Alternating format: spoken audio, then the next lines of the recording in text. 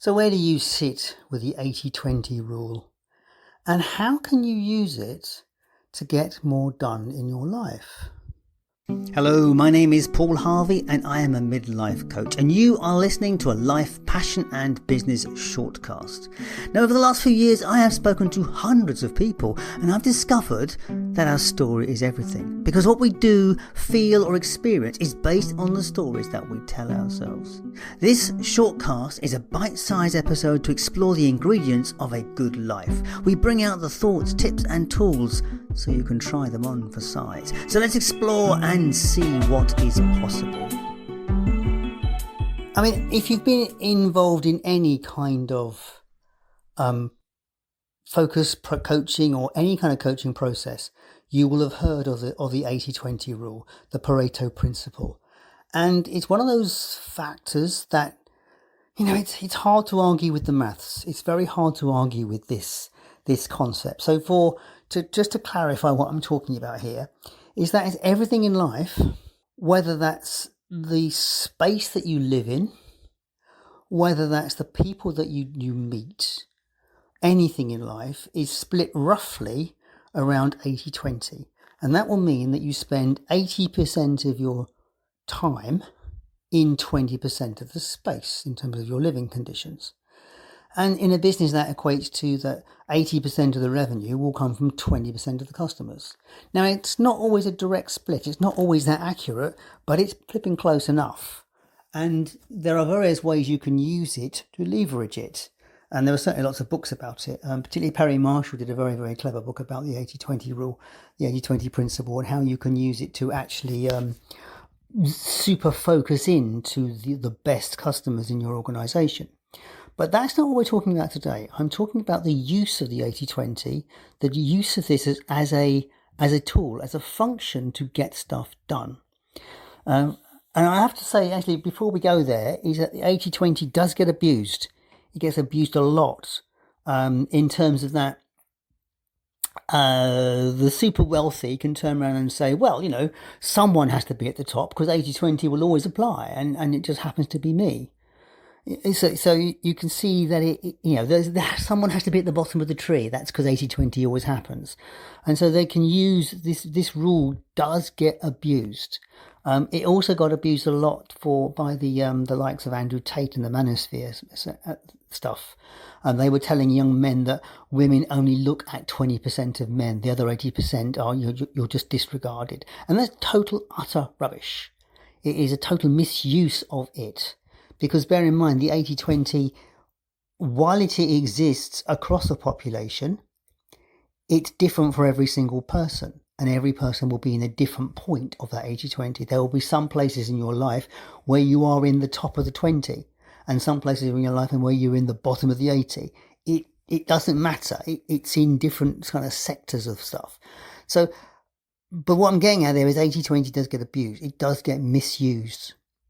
That said, it is a useful tool in our own lives, in our own process, in our own practice of getting things done. Now, no matter how you carve up your time, your life, your finance, your attention, anything, there will always be things that you have to do that are not on your list of things that you want to do.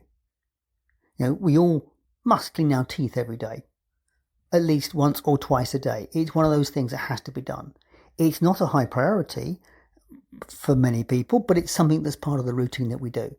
There are lots of things that we have to do. We have to sleep. And as much as people do find ways of minimizing their sleep, we still have to sleep. So there's no way out of some of these things. There's an 80% of life that has to be done. Now, there are some aspects of 80%, that 80% of your life, that you could outsource. And that's why there was a massive push, the 4-hour work week stuff, massive push in terms of outsourcing stuff. Outsource everything that takes you away from the important things that you need to do in life. That is outsourcing some of your 80%. But even when you outsource everything, there will still be some 80% because it's a fractal. It breaks down again, and there's still more 80% to get rid of. But I'm not looking at that today. What we're talking about is how you can use 80-20, the principles of 80-20, to get stuff done. Right. So if we were to make assumptions that there are some things in your life, that change that you want to make, or a progress, something that is absolutely critical that you want to get done, right? So they will be termed as mission critical. They are things that you must get done. Now, if you were to say that you were to treat every day that there was 3 things that must be done today, there are 3 things that are non-negotiable today that must be done. Now that is leveraging your time. That is leveraging 80-20. Because if you say, I must get these 3 things done today above all else, is how you make changes in life. That's how you move forward hugely. Now, I mean, the challenge I think most people have is not getting things done, it's deciding what the most important things to get done are. I think that's the hardest part of it. Yes, we can all break things down, but it's making that decision of what is the 3 things that stand in the way of me achieving the thing that I want to get done. Now, there are people that were amazing like this, or are amazing at this. Elon Musk is one of these people. He literally focuses only on the things that he wants to get done. And the poor guy can't sleep and he ends up on Twitter for hours and hours and end. But that's another conversation. But he is incredibly focused on his core stuff. And love him or hate the man, I'm a bit indifferent, to be honest. There's no doubt about it. He has been successful and achieved a lot. I mean, he may have leveraged other people's work, which he probably did, but he still achieved a lot in the process. But part of that is to do with his unlimited focus on the things that matter, on the major important things that matter. There have been lots of other famous people that have done this, that have this ability to focus only on the important things for them. Steve Jobs was one of those. He was one of these people that would, again, focus on the 3 things that were mission critical in the next 18 hours before I go to sleep. These things will be done. Now, a lot of the time he would delegate the stuff, but he was literally focused on that sort of stuff. Now, he would call everything else noise. He would say everything else outside of those things is just noise, and the noise has to go. And that's it. That's the simple factor of it. We are surrounded by noise. There is always something that stands in the way. Now, we all have various foibles in life that make it more difficult. ADHD is one of those things. And I'm beginning to realise as I age that most of us, there's no such thing as a normal person. We all have different foibles. We all have different things that take us in different directions. Now, I notice that I have this. I will be on task and something will come up and it will take me off task. And I think that is part of the challenge, is how we can stay on task. It happens so often to me, particularly in my new role at the moment where I'm doing things, part of a maintenance process. I'll see I'm in the process of something, and in the meantime I see something that is wrong and needs fixing now. And I might go and solve that problem now because I can see it's an urgent problem. But what it's done, it's taking me away from the important task. And I think the same would used to happen when I used to sit at a desk job. I would be writing something and an email would come in and I knew the answer, so I'd answer the email rather than continue doing what I'm doing. So we all have this capacity to get distracted. And that's the key, really, is how can we stay focused on what we're supposed to be doing and not be distracted into something else. And, we all each have to find our own route through on this. In terms of how I used to do it when I was working as a desk process, I would limit my access to certain apps at different times so I couldn't go there. I would find ways of restricting my access. There was a couple of apps I used to use occasionally for that. In terms of how to do this in the real world, and there are times when the cute dog needs stroking. I can appreciate these things, and it takes you away from what you're supposed to be doing. So I guess we each have to find our own route to this, because there's no magic solution, no magic bullet in it. I know Gemma Ray, she used to talk about timers. She would use and she's a podcast guest, you can look her up. She's a fascinating lady to listen to. Very funny.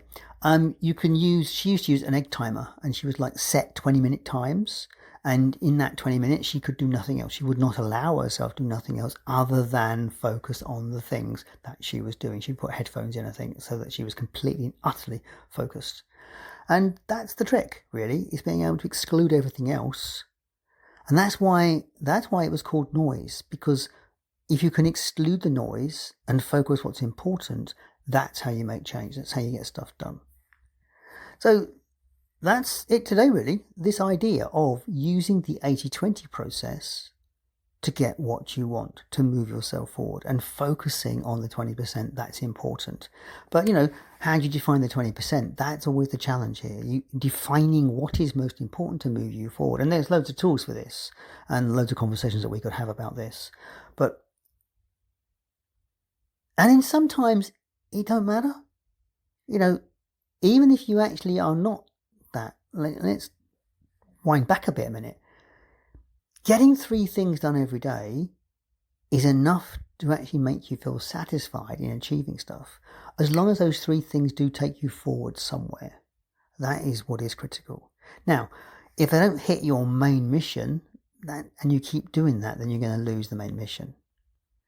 I always said about this idea of intention, moving in the right direction. But there's also this aspect of living a good life. And that's one of the reasons what the 80-20 doesn't actually account for. Living totally in focus on these major things. Does it lead you towards a good life? Does it lead you to a life of richness? Or are you totally focused on other things? I don't know.